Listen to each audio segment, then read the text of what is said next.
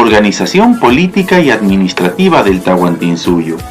Para administrar un territorio tan extenso y amplio, el Estado Inca implementó una compleja burocracia, un eficiente sistema vial y numerosos sistemas administrativos. Compleja burocracia porque el Inca no trabajaba solo, necesitaba de un cuerpo burocrático que lo ayudase a administrar y gobernar eficientemente todo este espacio geográfico tan amplio. Para ello se necesitó comunicación y por ello construyeron un eficiente sistema vial, al cual lo denominaremos Caminos del Inca o el Capac Ñan, que será motivo de una siguiente sesión o clase.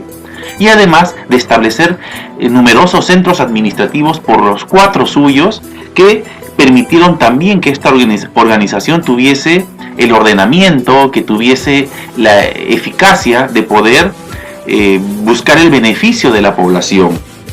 Los incas establecieron una jerarquía de autoridades administrativas de manera decimal con datos muy precisos para saber la cantidad de los trabajadores disponibles en sus diversas actividades y trabajos. Veremos las características del Estado Inca. Políticamente, el imperio del Tahuantinsuyo era una monarquía teocrática y militar. Era una monarquía teocrática porque la autoridad suprema lo ejercía el Inca, quien era considerado como el hijo del Sol, y por tanto se le consideraba de origen divino. Además, obtenía el poder por herencia, siempre que reuniera las condiciones intelectuales y morales para ser un gobernante ejemplar. Él era también el jefe supremo del ejército, y por tanto participaba personalmente en las campañas de conquista, y en su persona se centralizaba todo el poder político, administrativo y militar. La organización política. Las autoridades más importantes eran el Inca, el Consejo Imperial, el Auqui, el Tocricuc, el Tucuiricu y el Curaca, el cual vamos a ir viendo cada uno de ellos en las siguientes imágenes. Veremos en primer lugar al Inca, también llamado el Zapac Inca, único señor. Era considerado por el pueblo como el descendiente de los dioses y rey de reyes. Los mitos de Manco Cápac y de los hermanos Ayar legitiman este poder divino como hijo del sol y del fundador mítico Manco Cápac. Él utilizaba señales de poder. Entre ellos vemos esta mascaipacha que ya hemos visto anteriormente, que es como una especie de corona que está en la parte superior, en la cabeza del Inca, manifestando su poder real. Y la tiana, que también era un símbolo de poder, que era una especie de anda o litera, donde él era transportado de un lugar a otro. Este podía ser de madera o incluso enchapado en oro. Vamos a ver que el gobierno del Tahuantinsuyo era una monarquía de carácter absoluta, teocrática y además paternalista.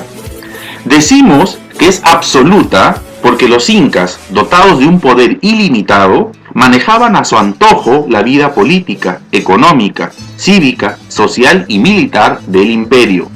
Teocrática porque el Inca era considerado como hijo del dios Sol, de quien recibía el mando para gobernar.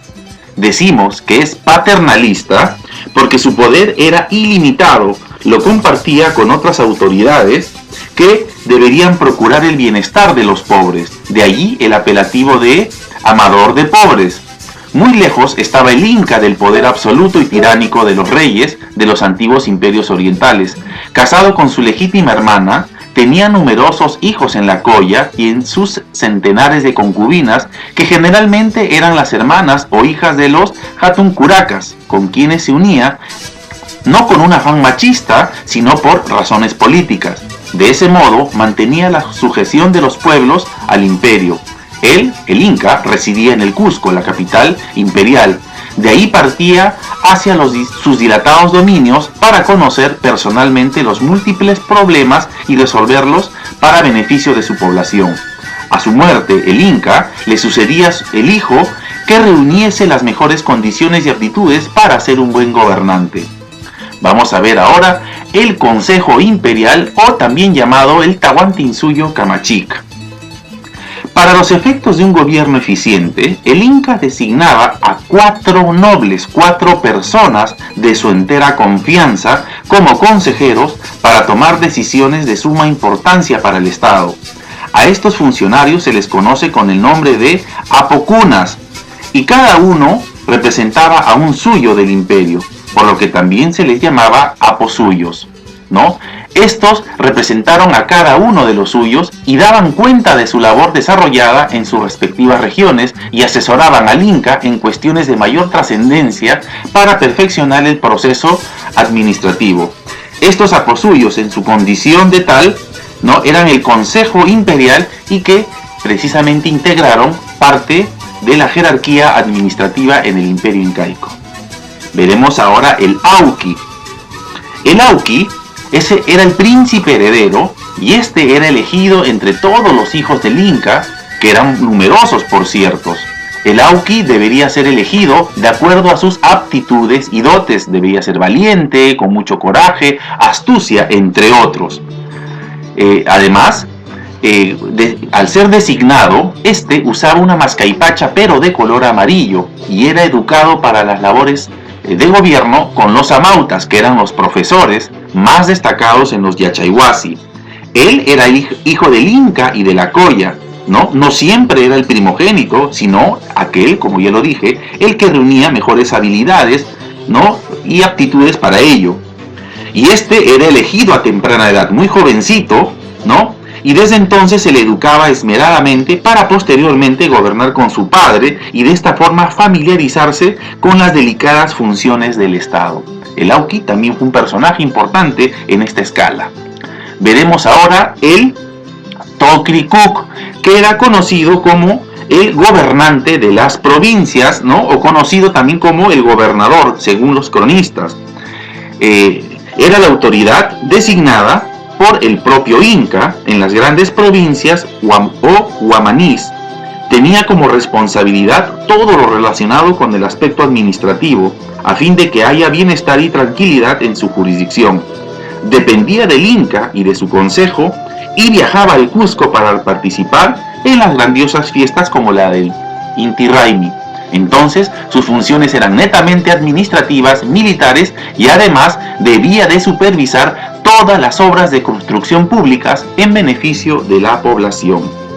Veremos la siguiente instancia, el Tucuiricoc o Tucuiricuc, que significa una especie de visitador o supervisor al que se le considera que el que todo lo ve y el que todo lo oye. También lo denominan o se le llama ojos y oídos del Inca. Cada año recorría las provincias cuando era necesario, y este le informaba acerca del desempeño de las autoridades y las necesidades apremiantes de la población. En caso de detectar alguna irregularidad o injusticias o abusos, estaba facultado para enmendarlas e incluso poner sanciones. Se preocupaba además por el envío de los tributos, así como también de casar a las parejas en su recorrido. A su retorno al Cusco, informaba al Inca sobre todo lo informado. Y además, como visitador imperial, debía cumplir con el correcto cumplimiento de todas las leyes del Imperio Inca. Veremos ahora a los curacas. Los curacas también son conocidos como los jefes del Ayu, o la palabra quechua que significa mayor. Era la autoridad más alta entre los Hatunrunas. Eran los jefes de los Ayus o familias en las provincias sometidas al imperio, siempre y cuando permanecieran fieles a la política del Inca. El curaca tenía como función recoger los tributos de los Hatunrunas para entregárselos a los Tucuiricuc, quienes debían llevarlos al Cusco. El curaca representaba al Inca en su localidad. También se preocupaba por la conservación de los caminos, puentes, tambos y vigilaba el trabajo en las tierras del Inca y el Sol. En caso de calamidades naturales como heladas, sequías, inundaciones, terremotos y otros, los curacas cubrían las necesidades de los afectados mediante subsidios provenientes de los excedentes y reservas almacenados en los depósitos comunales. Este acto generoso técnicamente hoy se conoce como redistribución, el cual también veremos más adelante en las siguientes clases. Finalmente, actuaba como juez sancionando a los culpables con azotes, golpes de puño o de espada y en casos graves con piedras redondas. Como recompensa por estos servicios, el curaca tenía el derecho a usar finos vestidos y vasos de oro, ¿no? Él también acompañaba al Inca en esta labor. Y cuando el curaca fallecía, generalmente le sucedía un hijo, ¿no?, habido en su agya, aunque no siempre era el mayor. Pero si era de menor edad, funcionaba un sistema de regencia o tutoría hasta que cumpliera la mayoría de edad y los bienes del difunto le pertenecían en la mayor parte, quedando una pequeña cantidad para sus hermanos. Vamos a ver ahora propiamente dicha la organización administrativa. Al lado de la organización política, los incas dispusieron de una organización administrativa que permitía el cumplimiento de las disposiciones y los objetivos del Estado imperial. Los incas agruparon y organizaron a la población del imperio en grupos decimales, con el objetivo de atender las necesidades de los distintos grupos, regiones del imperio y organizar el trabajo de diferentes obras de bienestar comunal y también obligaciones con el Inca. Estaba representado en los principios andinos de reciprocidad y redistribución. La organización en base al sistema decimal. Gracias a este método, la población fue dividida del siguiente modo. El Purej era el jefe de una familia. El Pisca Camayoc, jefe de 5 familias. El Chunca Camayoc era el jefe de 10 familias. El Pisca Chunca Camayoc, jefe de 50 familias. La Pachaca Camayoc, jefe de 100 familias. El Pisca Pachaca Camayoc, jefe de 500 familias. Y el Huaranca Camayoc, jefe de 1000 familias. Además, también existía el Pisca Huaranca Camayoc, jefe de 5000 familias, y el máximo, el Uno Camayoc, jefe de 10.000 familias. Estos funcionarios, desde los Pisca Camayoc hasta la Pachaca Camayoc, se iban renovando cada año con el propósito de que todos los padres de familia fueran jefes de grupo. No ocurría igual desde el Pisca Pachaca Camayoc hasta el Uno Camayoc. Tales funcionarios los nombraba el Inca en forma permanente. Un personaje importante también en esta administración son los Quipu Camayoc, que eran los funcionarios encargados de anotar en los quipus todo lo que fuera capaz de ser contabilizado.